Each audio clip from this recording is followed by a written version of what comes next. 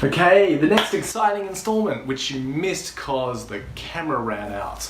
So here's something I prepared earlier. What I want to do in this little session is put forth a model of the brain and the mind, the brain-mind, if you like. And it's got its basis in evolutionary psychology, in brain physiology, in a whole bunch of esoteric models of the brain, none of which I'm going to bother about. The only principle I want you to consider as I'm going through these various stages is, do these seem relevant to me? Can I relate to examples of the stages that Russ is talking about? And how might they apply in my life? So, first stage or level of the mind is the lizard mind.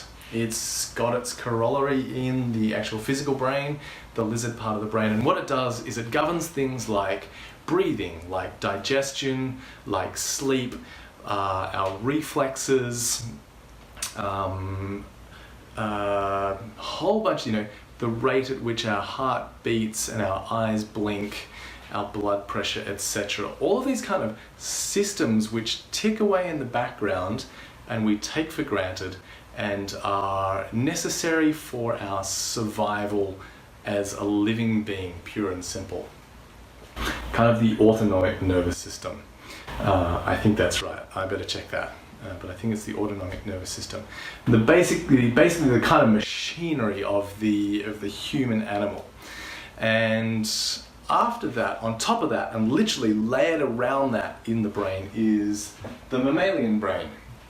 It governs things like the desire for safety, connection to other people as a herd animal, for example.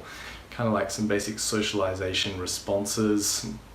Sex and death, right? The motivators. Motivators towards pain and away from pleasure as well. Then beyond that, and literally tapped onto the front and around the mammalian brain, is the neocortex, okay? Responsible for all the dilemmas of modern life, and all the amazing things as well. It gives us the ability to think into the future, to consider the past, to learn lessons from the past and apply those to the future.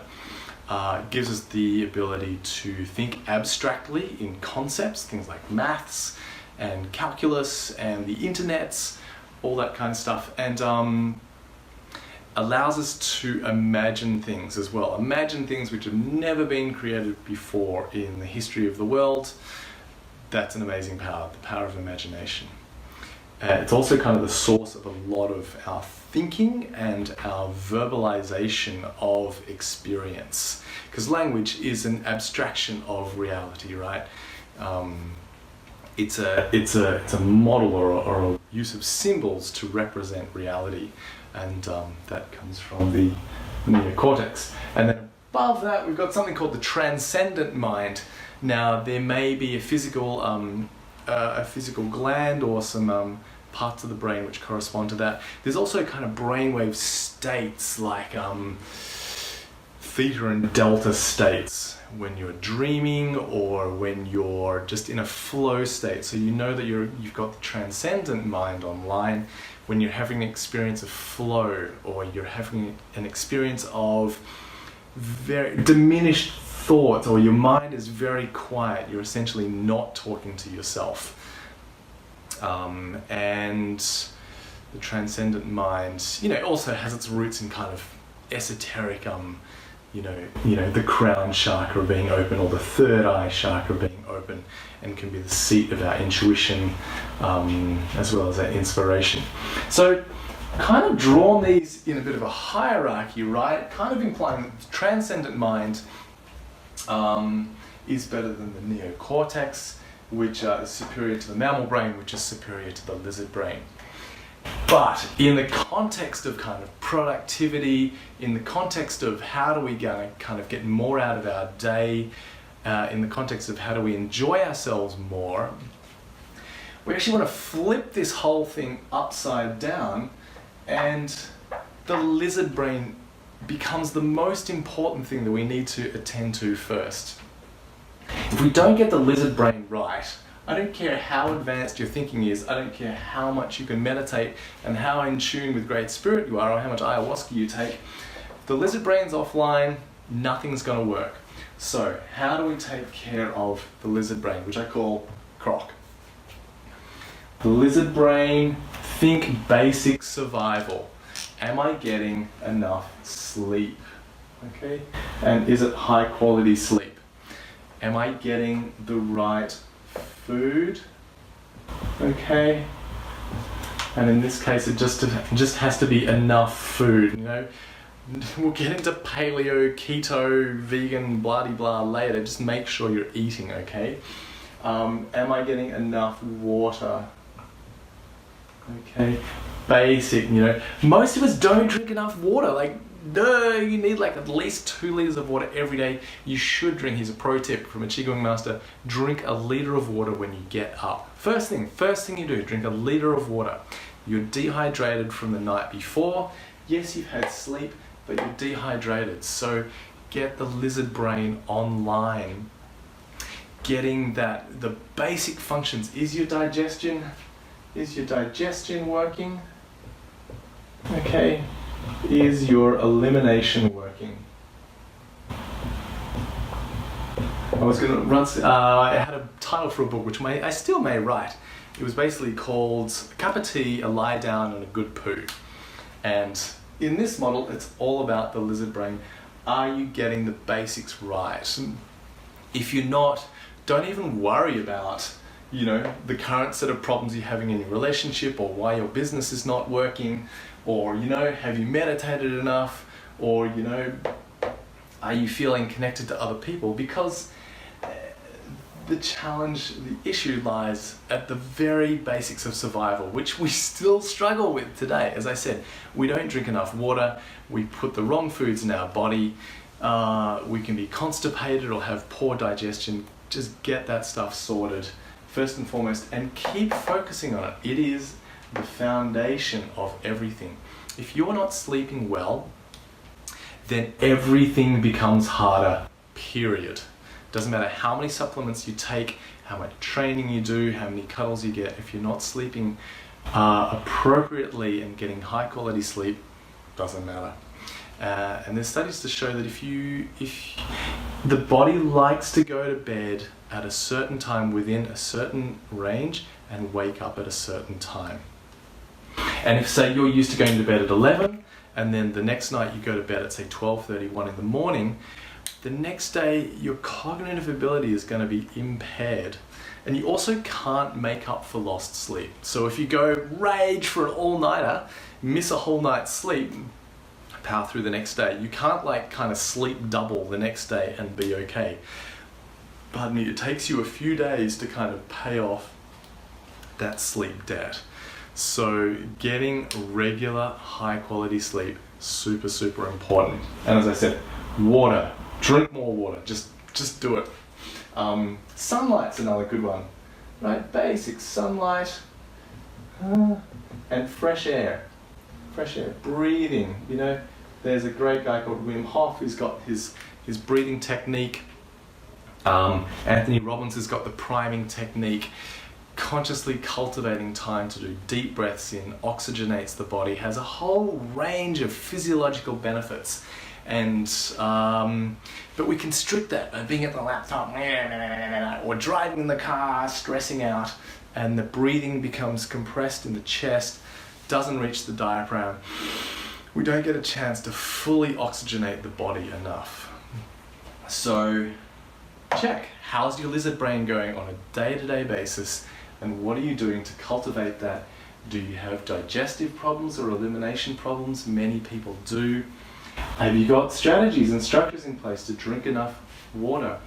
Is your sleep? Have you got strategies and structures in place to ensure that you get good sleep? Can you put in some breathing practices during the day? Massive difference. Huge difference. I can do like a process of doing 30 deep breaths in and out. Very simple. I'm happy to teach you. You do this for 3 rounds and your mind is as clear as a bell afterwards. It's just incredible.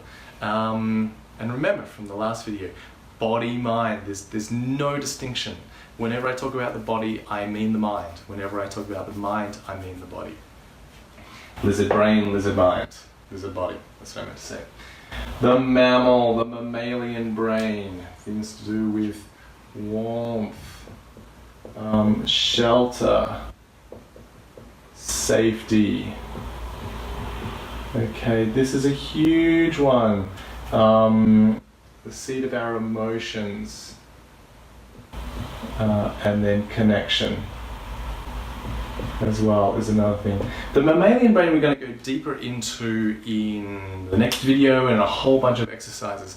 Essentially, one of the big things for the mammal is safety. That is what it prioritizes. Am I safe? It is constantly asking the question, am I safe? And if it is not safe, then doesn't matter how much you meditate, doesn't matter how many cool thoughts you have, you need to ensure that the mammal brain feels safe. Now sometimes you can talk yourself into having a sense of safety. Sometimes meditating does calm down the mammal brain. But just notice that anytime you feel agitated, anytime your brain gets kind of in internal conflict, anytime you're having trouble focusing, anytime you feel an emotional hesitation or a response, that's your mammal brain coming online and going, I'm not sure if this is safe. And the practice there is you need to attend to those emotions, to those voices, to those feelings, and remind the mammal brain that it can feel safe. Often that requires the help of the neocortex.